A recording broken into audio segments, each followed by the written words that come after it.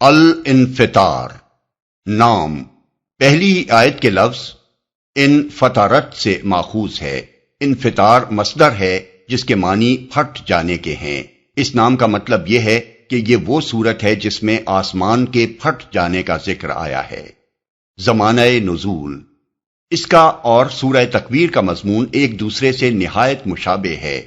اس سے معلوم ہوتا ہے کہ دونوں صورتیں قریب قریب ایک ہی زمانے میں نازل ہوئی ہیں۔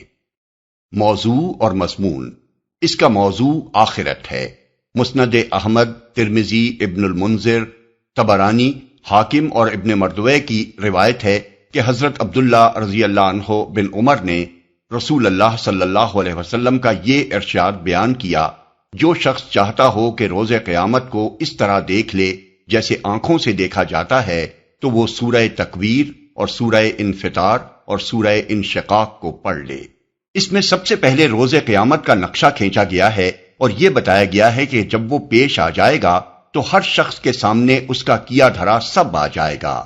اس کے بعد انسان کو احساس دلایا گیا ہے کہ جس رب نے تجھ کو وجود بخشا اور جس کے فضل و کرم کی وجہ سے آج تو سب مخلوقات سے بہتر جسم اور اعضاء لیے پھرتا ہے، اس کے بارے میں یہ دھوکہ تجھے کہاں سے لگ گیا کہ وہ صرف کرم ہی کرنے والا ہے، انصاف کرنے والا نہیں ہے۔ اس کے کرم کے معنی یہ تو نہیں ہے کہ تو اس کے انصاف سے بے خوف ہو جائے۔